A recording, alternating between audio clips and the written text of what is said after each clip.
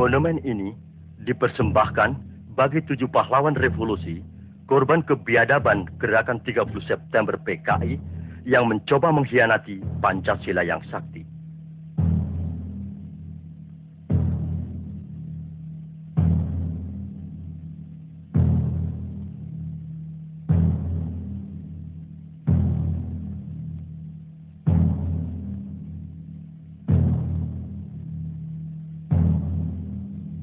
Cita-cita perjuangan kami untuk menegakkan kemurnian Pancasila tidak mungkin dipatahkan hanya dengan mengubur kami dalam sumur ini. Lubang Buaya, 1 Oktober 1965.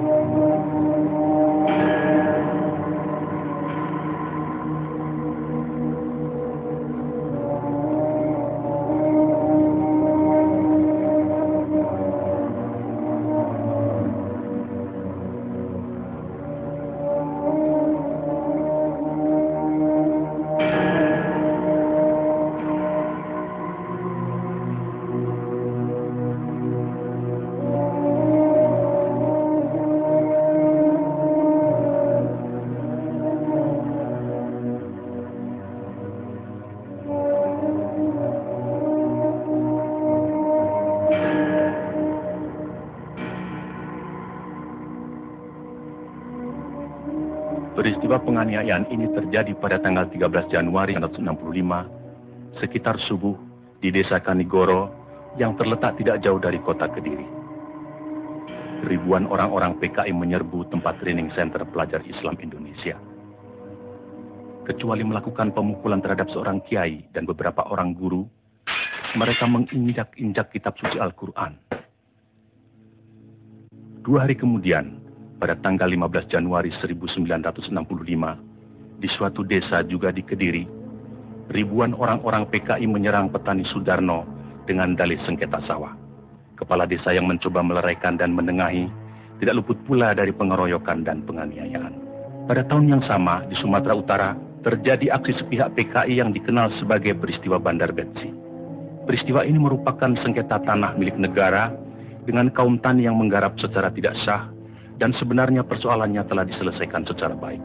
Tetapi kaum tani kemudian dihasut oleh orang-orang BTI PKI untuk menduduki kembali tanah itu secara sepihak melawan pemerintah. Dalam peristiwa ini seorang petugas Peltu Sujono tewas karena dikeroyok dan dianiaya. Aksi-aksi sepihak yang didalangi PKI ini juga terjadi di Indramayu, Boyolali, Klaten, dan berbagai tempat lainnya di Indonesia.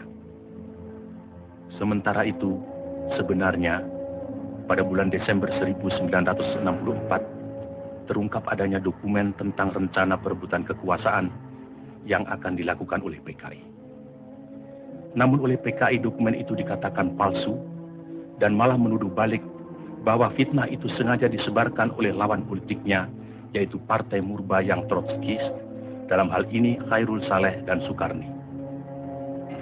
Juga dokumen yang semacam pernah tersiar menjelang pemberontakan PKI Madiun tahun 1948 yang juga disanggahnya namun kemudian terbukti benar. Dalam rangka persiapan gerakan perebutan kekuasaan negara, Partai Komunis Indonesia PKI membentuk Biro Khusus pada tahun 1964. Tugas Biro Khusus ini adalah beri tugas oleh pimpinan PKI untuk menyusun gerakan 30 September 1965. Sementara itu pula, atas saran Perdana Menteri Republik Rakyat Cina Zhou Enlai, PKI melancarkan tuntutan pembentukan Angkatan Kelima, yaitu agar buruh tani dipersenjatai. Tuntutan PKI ini tidak mendapat dukungan kecuali dari pimpinan Angkatan Udara Auri, Menteri Panglima Angkatan Udara Omar Dhani. Sebaliknya, Menteri Panglima Angkatan Darat Letnan Jenderal Ahmad Yani secara tegas menolaknya. Karena menurut perhitungannya, pembentukan Angkatan Kelima akan menimbulkan keruwetan dalam garis komando maupun pengawasan kekuatan bersenjata di Indonesia. Perlu dicatat, gagasan ini sebenarnya tidak lepas dari kesanggupan Zhou Enlai yang menjanjikan 100.000 pucuk senjata ringan secara cuma-cuma. Dalam kenyataannya kemudian, meskipun pembentukan Angkatan Kelima tidak terwujud, namun pemberian senjata dari RRC ini tidak terlepas dari penyusunan kekuatan bersenjata yang digunakan oleh PKI dalam gerakan 30 September 1965. Karena sikap pimpinan Angkatan Darat yang tidak mau mendukung tuntutan-tuntutan PKI tersebut, dan juga karena PKI selalu mencurigai pimpinan Angkatan Darat sebagai kekuatan utama yang akan merintangi perjuangan PKI, sebagaimana pengalaman-pengalaman sejarah peristiwa Madiun tahun 1948, maka diciptakan isu Dewan Jenderal yang dikatakan akan melancarkan coup. Seiring dengan isu ini, dengan gencar tersiar adanya dokumen Gilchrist yang konon menurut versi PKI ditemukan di rumah Bill Palmer sewaktu rumah orang Amerika itu diobrak-abrik pemuda rakyat.